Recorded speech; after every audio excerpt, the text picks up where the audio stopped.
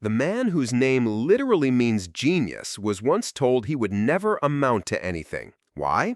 Because he simply could not focus. When we picture Albert Einstein, we imagine a hyper-focused physicist locked in a room, staring at chalkboards until the secrets of the universe unraveled before him. We assume that to achieve his level of mastery, he must have spent every waking second of his life obsessing over nothing but math and physics. But that is a complete myth. In reality, Albert Einstein was a terrible specialist, and that exact flaw is precisely what made him a genius. Let us rewind to his early years. At the Luitpold Gymnasium in Munich, Einstein's teachers were deeply frustrated with him. One teacher famously told him that his mere presence in the classroom destroyed the respect of the students, simply because Einstein refused to blindly memorize facts and stay in his lane. He was eventually expelled from his school. When he took the entrance exam for the Swiss Federal Polytechnic, he failed. He did great in math and physics,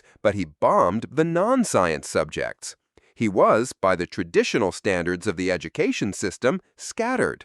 But what the education system saw as a lack of discipline was actually the very foundation of his eventual breakthroughs. Einstein was not just interested in physics. He was obsessed with music, deeply engaged in philosophy, and endlessly curious about the mechanics of everyday inventions. Let us look at his music. Einstein began playing the violin at age 6. By his teenage years, he was playing Mozart sonatas with deep passion. He called his violin Lena, and he took it with him everywhere. But music was not just a hobby to unwind after a long day of doing math. It was an active part of his scientific process. When he was stuck on a complex physics problem, he would stop, pick up his violin, and play until the solution came to him. His wife Elsa once noted that he would wander into his study, play a few chords on the piano, jot something down, and return to the music. Einstein himself said that if he were not a physicist, he would probably be a musician. He often thought in music, lived his daydreams in music, and saw his life in terms of music. He realized that the architecture of Mozart's compositions, the elegance, the symmetry, the simplicity, was exactly what he was looking for in the laws of nature. By engaging the musical, intuitive right side of his brain, he was able to unlock the logical, mathematical left side of his brain. Then there was his deep dive into philosophy.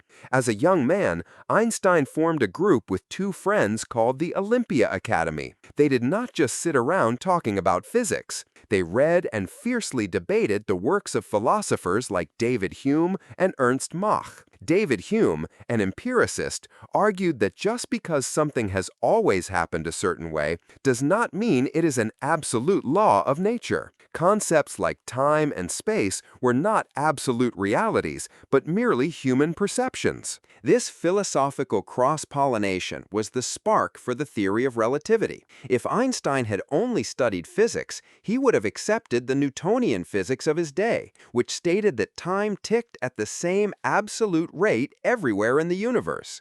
It was his philosophical reading that gave him the permission to question that fundamental assumption. He realized that time is relative. Without David Hume, there might be no theory of relativity. And we cannot forget his day job. After finally graduating, Einstein could not get an academic position. He had to take a job as a third-class clerk at the Swiss Patent Office in Bern. For a supposed genius, this looked like a massive failure.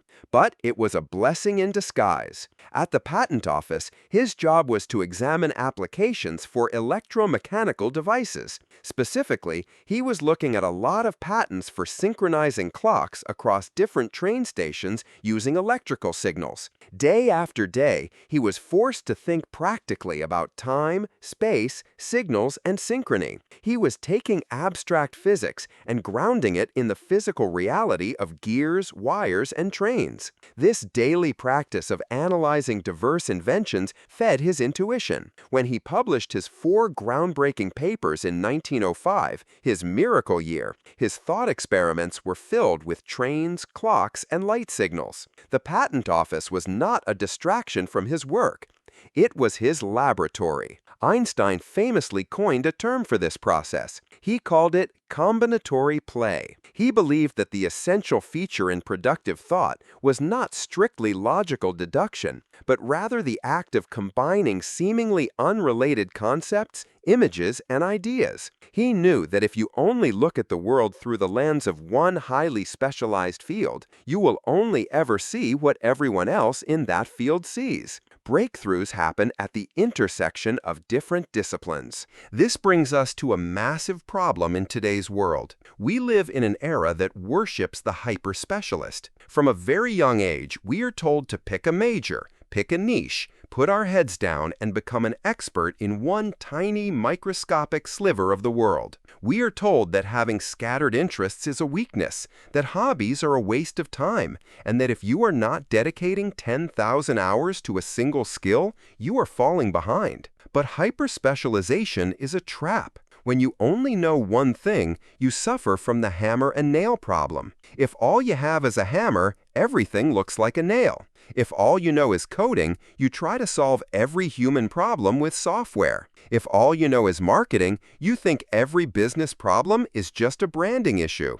In a world where artificial intelligence can instantly replicate highly specialized routine tasks, being a narrow specialist makes you incredibly fragile. The people who will thrive in the future are the expert generalists, the polymaths, the people who, like Einstein, cultivate a wide range of interests and know how to connect the dots between them. If you want to apply Einstein's combinatory play to your own life, you have to stop feeling guilty for being interested in multiple things. Give yourself permission to explore subjects outside of your primary career. If you are an engineer, read history. If you are an artist, study biology. If you are an accountant, learn to play an instrument. Do not treat your hobbies as mere distractions. Treat them as fuel for your intuition. When you step away from a frustrating problem at work and go for a walk, or cook a complex meal, or play a video game, your subconscious mind is still working on the problem. You are feeding your brain new patterns, new frameworks, and new metaphors that it can use to solve the original problem. Innovation is rarely about inventing something completely out of thin air. It is usually about taking a concept from one field and applying it to another field where it has never been seen before. It is about cross-pollination. So, the next time someone tells you to stay in your lane, or that your diverse interests are holding you back, remember the man who played the violin to solve the mysteries of the universe. Your scattered interests are not a flaw. They might just be your greatest advantage. If you found this perspective helpful, make sure to hit the subscribe button so you never miss out on our deep dives into the minds of history's greatest thinkers.